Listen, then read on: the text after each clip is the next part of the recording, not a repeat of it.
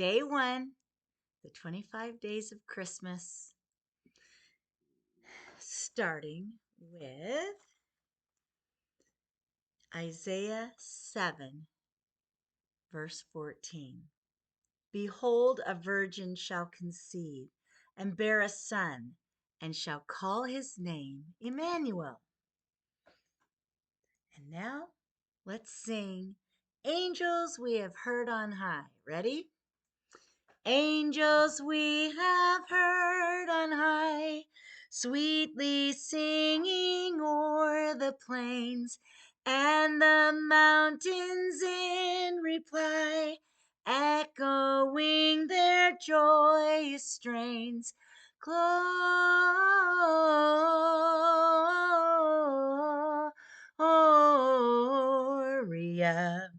in excelsis Deo, Gloria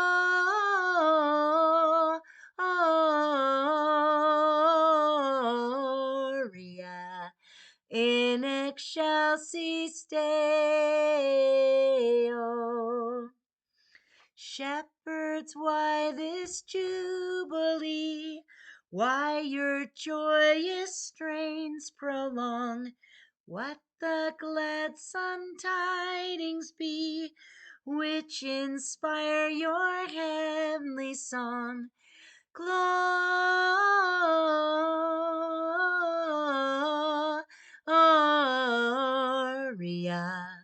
in excelsis Deo, Gloria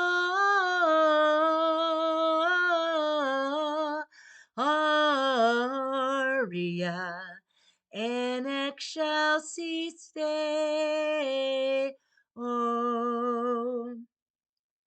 Come to Bethlehem and see him whose birth the angels sing. Come adore on bended knee Christ the Lord, the newborn King. Gloria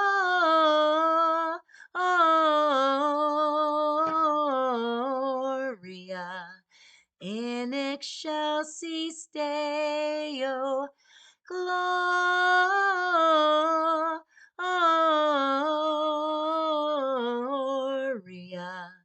in excelsis Deo.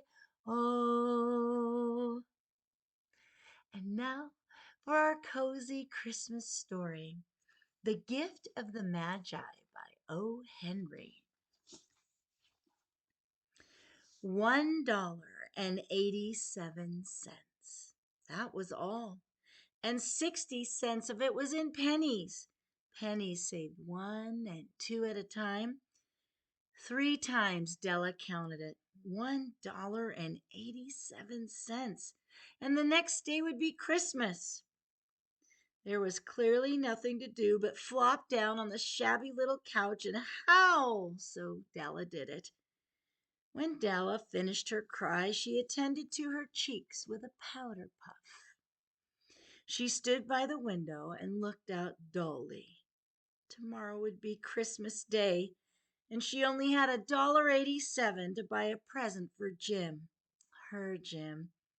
Many a happy hour she had spent planning for something nice for him, something fine and rare and sterling, something just a bit near to being worthy of the honor of being owned by Jim. Suddenly she whirled from the window and stood before the looking-glass. Rapidly she pulled down her hair and let it fall to its full length.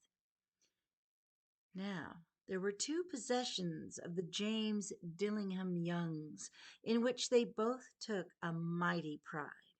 One was Jim's gold watch that had been his father's and grandfather's, the other Della's hair.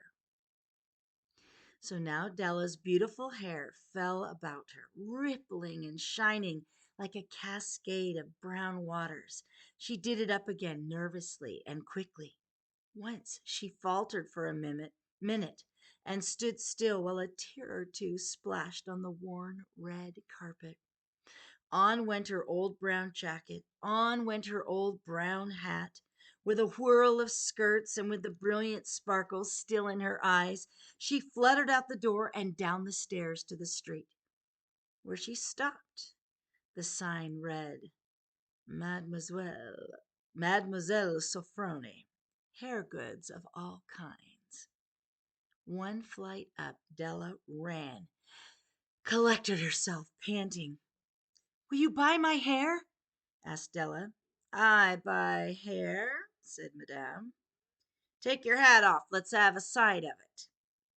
Down rippled the brown cascade. $20, said Madame, lifting the hair with a practiced hand. Give it to me quick, said Della. Oh, the next 2 hours were rosy as she ransacked the stores for Jim's present. She found it at last. It surely had been made for Jim and no one else. There was no other like it in any of the stores, and she had turned all of them inside out. It was a platinum watch chain, simple in design, properly proclaiming its value by substance alone, not by ornamentation, as all good things should do. It was even worthy of the watch. As soon as she saw it, she knew it must be Jim's. Quietness and value, the description applied to both. $21 they took from her for it, and she hurried home with the 87 cents.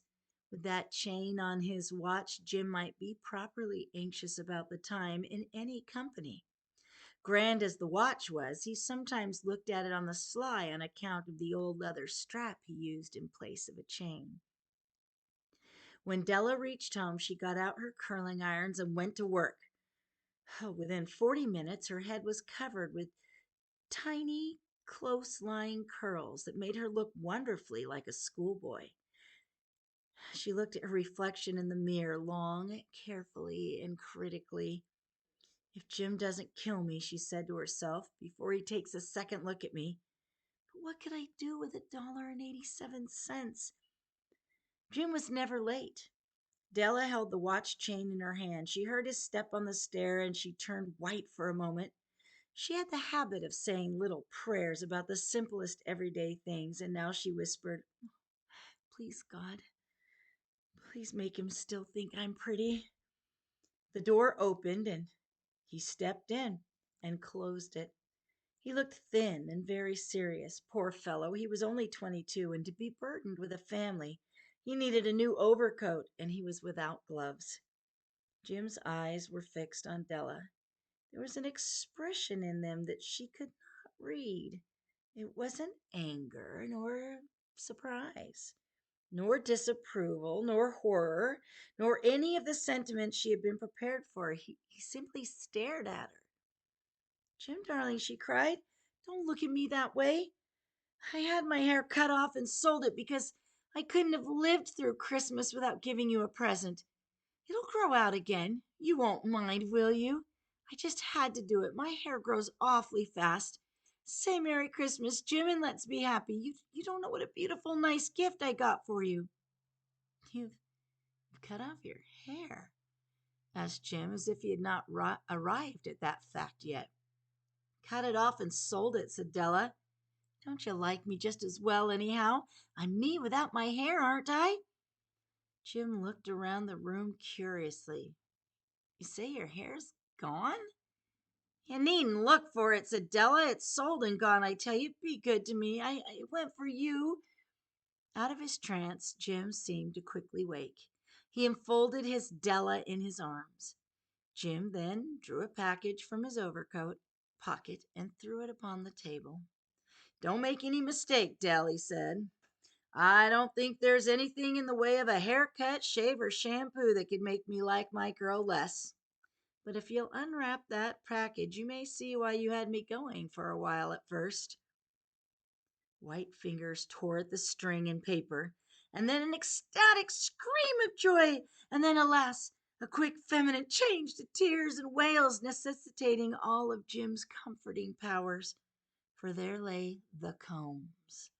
The set of combs Adela had wanted for so long. Beautiful combs, pure tortoiseshell with jeweled rims, just the shade to wear in the beautiful vanished hair. They were expensive combs, she knew, and her heart had yearned for them without the least hope of possession. And now they were hers. But the hair was gone.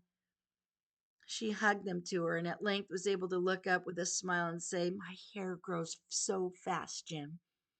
Then Della leapt up and cried, "Oh, oh!"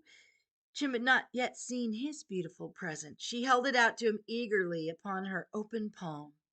The precious metal seemed to flash with a reflection of its own bright spirit. "Isn't it dandy, Jim? I hunted all over town to find it. You'll have to look at the time 100 times a day now. Give me your watch. I want to see how it looks on." Instead of obeying, Jim tumbled down on the couch and put his hands under the back of his head and smiled. "Dell," he said, "let's put our Christmas presents away and keep 'em a while. They're too nice to use just now. I sold the watch to get the money to buy your combs. And now suppose you put dinner on. $8 a week or $1 million a year. What is the difference? The Magi, as you know, were wise men who brought gifts to the babe in the manger. They invented the art of giving Christmas presents. Being wise, their gifts were no doubt wise ones, probably bearing the privilege of exchange in case of duplication. And here I have lamely related to you the uneventful chronicle of two foolish children who most unwisely sacrificed for each other the greatest treasure of their house.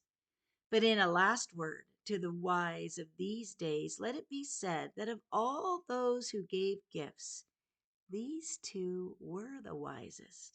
Of all who give gifts and receive gifts, such as they are wisest. Everywhere they are wisest. They are the Magi.